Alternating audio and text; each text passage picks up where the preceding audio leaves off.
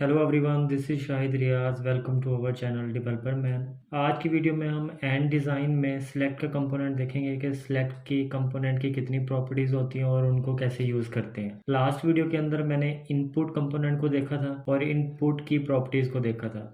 अभी मैंने फाइल बना दी है ट्यूटोरियल 6 के नेम से और app.jsx के अंदर मैंने उसको इम्पोर्ट कर लिया है। ठीक है, बाकी जो ट्यूटोरियल्स हैं उनको मैंने यहाँ पे कमेंट आउट कर दिया है। तो यहाँ पे मैं H1 को हटाता हूँ और यहाँ पे सिलेक्ट लिखता हूँ। ठीक है, सिलेक्ट, और यहाँ पे मैं एंटर कर दूंगा तो बाय डिफ़ॉल्ट जो है वो सिलेक्ट एंट्री से इंपोर्ट हो गया है। यहाँ पे मैं सिलेक्ट को क्या करता हूँ, क्लोज कर देता हूँ, सेव करता हूँ। तो यहाँ पे सिलेक्ट का ऑप्शन जो है मेरे पास बन के आ चुका है।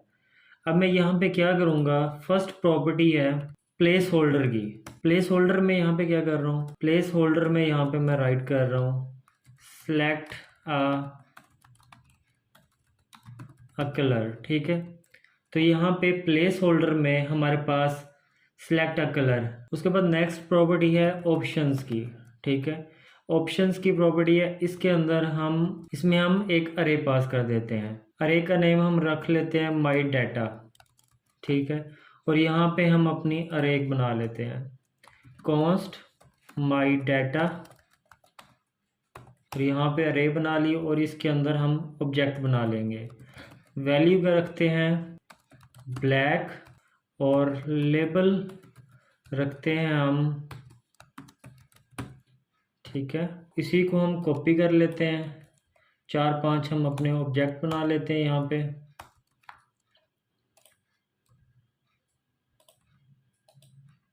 ओके, यहाँ पे हम कलर ले लेते हैं वाइट और उसके बाद हम ले लेते हैं येलो, उसके बाद हम ले लेते हैं ग्रे,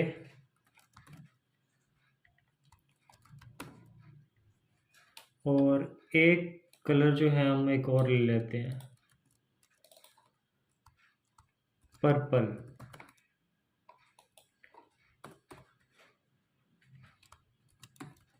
ओके, अब मैं इसको सेव करता हूँ तो मैंने इस अरे का नेम जो है ऑप्शंस के अंदर मैंने दे दी है।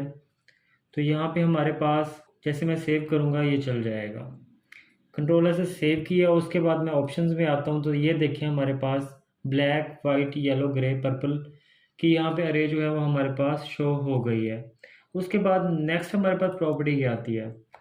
अब हम क्या करते हैं, सिलेक्ट करते हैं तो ये देखें सिलेक्ट हो रहा है। अब यहाँ पे सर्च नहीं कर पा रहा, सिलेक्ट तो कर पा रहा हूँ मगर मैं सर्च नहीं कर रहा। तो यहाँ पे मैं सर्च का फिल्टर लगाऊंगा। उसके लिए यहाँ पे क्या करूँगा, मैं शो सर्च। ठीक है, कंट्रोल ऐसे सेव करूँगा और यहाँ पे अब मैं सर्च कर पा रहा हूँ ब्लैक, ठीक है, वाइट, पर्पल। ठीक है, अब मैं यहाँ पे सर्च कर पा रहा हूँ। हमारे पास नेक्स्ट प्रॉपर्टी है, इसकी हम विड्थ को पहले बड़ा कर लेते हैं। टाइल सॉरी, यहाँ पे विड्थ ले लेते हैं हम 300 पिक्सल। तो हमारे सिलेक्ट का साइज़ जो है वो बड़ा हो गया। अब उसके बाद हम नेक्स्ट प्रॉपर्टी को देख लेते हैं, अलाउ क्लियर के नेम से हमारी प्रॉपर्टी है। अलाउ क्लियर में क्या होगा, यहाँ पे ये देखें क्रॉस का ऑप्शन आ गया है। जब मैं किसी को सर्च करता हूँ किसी ऑप्शन को तो यहाँ पे क्लिक करूँगा तो ये मेरी फील्ड जो है वो क्लियर हो जाएगी। उसके बाद हमारे पास ऑटो फोकस की कमांड है। ऑटो फोकस में क्या होगा, ये फील्ड फोकस में आ जाएगी। अभी देखें हमारे पास फील्ड किस तरीके से शो हो रही है। तो जब मैं इसको सेव करता हूँ तो रिफ़्रेश करूँगा तो ये देखें मेरा जो कर्सर है वो डायरेक्ट यहाँ पे हाईलाइट हो रहा है, मेरी फोकस में आ गई है फील्ड। ठीक है, अब यहाँ पे जैसे मैं इधर से आया रिलोड करता हूँ तो मेरी फील्ड जो है फोकस में हो गई। ये देखें वाइट, ये मेरी फील्ड फोकस में आ गई है। नेक्स्ट कमांड हमारे पास है मोड की। मोड में क्या होगा, हम सिलेक्ट कर रहे हैं मल्टीपल। पहले हम सिंगल ऑप्शंस को हम सिलेक्ट कर रहे थे, अब हम मल्टीपल ऑप्शंस को सिलेक्ट कर सकते हैं। यहाँ पे आऊँगा ब्लैक, ये देखें मल्टीपल सिलेक्शन मेरी आ गई है। तो यहाँ पे अब मैं मल्टीपल ऑप्शंस को सिलेक्ट कर पा रहा हूँ। यहाँ पे एक होता है मल्टीपल मल्टीपल, और हमारे पास है टैग। टैग में हम एक वैल्यू को, एक ऑप्शन को सिलेक्ट कर सकते हैं, मल्टीपल में हम मल्टीपल वैल्यूज़ को सिलेक्ट कर सकते हैं। उसके बाद हमारे पास है यहाँ पे हम टैग काउंट भी लगा सकते हैं कि हमने दो ऑप्शंस को जस्ट सिलेक्ट कर सकें या एक ऑप्शन को सिलेक्ट कर सकें या तीन को कर सकें। बाय डिफ़ॉल्ट तो एक को सिलेक्ट कर पाते हैं हम। यहाँ पे हम अपनी मर्ज़ी से काउंट भी कर सकते हैं कि कितने यहाँ पे यूज़र सिलेक्ट कर पाए। तो मैक्स टैग काउंट की नेम की एक प्रॉपर्टी है, इसमें हम क्या करेंगे, 2 लिख लेते हैं। ये देखें, 2 के अलावा जितने भी सिलेक्ट होंगे वो प्लस में चले जाएंगे, ठीक है, वो हमें शो नहीं होंगे यहाँ पे। ब्लैक, येलो, अब थर्ड के ऊपर जो सिलेक्शन होगी वो हमारी क्या होगी, वो हमें शो नहीं होगी, ठीक है। उसके बाद हमारे पास प्रॉपर्टी आती है, हम ऑन चेंज की प्रॉपर्टी को देख लेते हैं। ऑन चेंज में हम ऑन चेंज के नेम से फंक्शन बना लेते हैं, ठीक है। और यहाँ पे ऑन चेंज का फंक्शन बना लेते हैं, const on change arrow function बना लेते हैं हम इसका, और यहाँ पे वैल्यू ले लेते हैं, ठीक है। हमारी इसमें ऑन चेंज में हमारी वैल्यू आएगी, कंसोल डॉट लॉग में लिखता हूँ ऑन चेंज वैल्यू, ठीक है। ऑन चेंज हमारे पास वैल्यू होगी और यहाँ पे वैल्यू हमारे पास यहाँ पे आ जाएगी। अब मैं कंट्रोल एस से सेव करता हूँ और यहाँ पे कंसोल ओपन करता हूँ, ठीक है। कंसोल ओपन किया मैंने, ठीक है, कंसोल को मैं क्लियर कर लेता हूँ। अब जब मैं सर्च बॉक्स में कुछ भी चेंज करूँगा, कोई भी ऑप्शन सेलेक्ट करूँगा, तो मेरी ऑन चेंज का मेरा फंक्शन है वो रन हो जाएगा। इस वक्त मैंने ब्लैक को सिलेक्ट किया है तो ऑन चेंज में मेरे पास ब्लैक आ गया है। अगर मैं येलो को सिलेक्ट करता हूँ तो ये देखिए मेरी अरे जो है वो बढ़ती जा रही है, सारी मेरी वैल्यूज़ जो हैं मेरी इसमें आ रही हैं, ठीक है, ऑन चेंज में मेरी वैल्यू में आ रहे हैं। अब यहाँ पे मैं सारे सिलेक्ट कर लूँ, वाइट ग्रे सारे सिलेक्ट कर लिए हैं, तो ये देखें सारी वैल्यूज़ जो हैं मेरी अरे के अंदर आ गई हैं। अब मैं इनको स्टेट में सेट करवा के डायरेक्ट मैं एपीआई को भेज सकता हूँ, एपीआई की पोस्ट की एपीआई में भेज सकता हूँ, ठीक है। उसके बाद नेक्स्ट प्रॉपर्टी हमारी है ऑन सर्च की। ऑन सर्च का हमारे पास ऑन सर्च के नेम से मैं फंक्शन बना लेता हूँ, ठीक है। इसी फंक्शन को मैं कॉपी कर लेता हूँ, जस्ट मैं नेम चेंज करूँगा, ऑन सर्च को कॉपी कर लूँगा, ठीक है। और यहाँ पे ये देखें, अब ऑन सर्च का मेरे पास फंक्शन बन चुका है। अब मैं क्या करूँगा, इसमें मेरी कौन सी वैल्यू आएगी, सेव करूँगा, कंसोल को क्लियर किया। अब यहाँ पे वाइट को सिलेक्ट कर रहा हूँ तो मेरे ऑन चेंज का जो फंक्शन है वो रन हो रहा है यहाँ पे, ठीक है। यहाँ पे ऑन चेंज का हो रहा है, ऑन सर्च का अभी तक नहीं किया। अब मैं इसको क्या करता हूँ, रिफ्रेश करता हूँ और अब यहाँ पे मैं सर्च करता हूँ वाइट, तो ये देखें अब मेरा ऑन सर्च का जो फंक्शन है वो यहाँ पे रन हुआ है। तो जो जो कीवर्ड्स मैंने लिखे हैं ऑन सर्च के अंदर, तो वो सारे जो मेरे कीवर्ड्स हैं वो मेरे किस में आएंगे, ऑन सर्च की वैल्यू में आएंगे, ठीक है। तो इनको भी मैं यहाँ पे स्टेट के अंदर सेट करवा सकता हूँ या ऑन सर्च के ऊपर मैं एपीआई को कॉल कर सकता हूँ, ठीक है। तो इस तरीके से आप ऑन सर्च का फंक्शन यूज़ कर सकते हैं। उसके बाद यहाँ पे ऑन सेलेक्ट का भी एक फंक्शन है, ठीक है, ऑन सेलेक्ट का भी फंक्शन है। तो यहाँ पे ऑन सर्च के नीचे ऑन सेलेक्ट का फंक्शन बनाता हूँ और ऑन सेलेक्ट के नेम से मैं फंक्शन बना लेता हूँ यहाँ पे, और यहाँ पे const on select arrow function, और इसी के अंदर भी मैं वैल्यू ले लेता हूँ और यहाँ पे कंसोल लगाता हूँ मैं,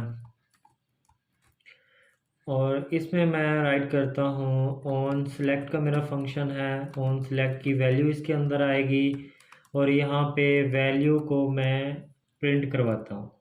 कंट्रोल ऐसे सेव करता हूँ। अब मैं रिफ़्रेश करता हूँ, कंसोल को क्लियर कर लेता हूँ। अब यहाँ पे क्या होगा, एक तो मेरे ऑन चेंज का फंक्शन चलेगा और उसके बाद ऑन सेलेक्ट का ऑप्शन चलेगा, ठीक है। मैं येलो को सिलेक्ट करता हूँ तो ऑन चेंज का फंक्शन चला, उसके अंदर मेरे पास येलो वैल्यू आई। ऑन सेलेक्ट का क्या हुआ, उसमें भी येलो आई। ऑन चेंज में मेरे पास अरे में वैल्यू आई है और ऑन सेलेक्ट में मेरे पास विदाउट अरे आई है, ठीक है, क्योंकि ये सिंगल वैल्यू है। ऑन चेंज के अंदर मेरे पास मल्टीपल वैल्यूज़ यहाँ पे अरे के अंदर आएंगी, ठीक है। तो ये मेरे पास ऑन सेलेक्ट का ऑप्शन आया, तो ऑन सेलेक्ट पे भी हम एपीआई को कॉल कर सकते हैं, ठीक है, कि जब एक ऑप्शन को सिलेक्ट करें उसकी वैल्यू हम गेट की एपीआई को भेज के नेक्स्ट एपीआई को हम कॉल कर लें, ठीक है। उसके बाद हमारे पास नेक्स्ट प्रॉपर्टी आती है, यहाँ पे हम लोडिंग का फंक्शन भी बना सकते हैं, ठीक है। सिलेक्ट एंड डिज़ाइन के अंदर लोडिंग की भी प्रॉपर्टी है, तो यहाँ पे क्या करूँगा, लोडिंग में यहाँ पे लोडिंग पास कर देता हूँ और लोडिंग के नेम से मैं एक स्टेट बना लेता हूँ, ठीक है। यहाँ पे मैं स्टेट बनाता हूँ, कॉस्ट लोडिंग के नेम से बना रहा हूँ सेट लोडिंग, और यहाँ पे यूज स्टेट, ठीक है, बाय डिफ़ॉल्ट इसको मैं फॉल्स करता हूँ और अपनी मर्ज़ी से यहाँ पे इसको ट्रू करूँगा और फॉल्स करूँगा। और यहाँ पे यूज स्टेट को मैं यहाँ पे इंपोर्ट कर लेता हूँ, इंपोर्ट रिएक्ट और यूज स्टेट में इंपोर्ट कर रहा हूँ यहाँ से फ्रॉम रिएक्ट, ठीक है।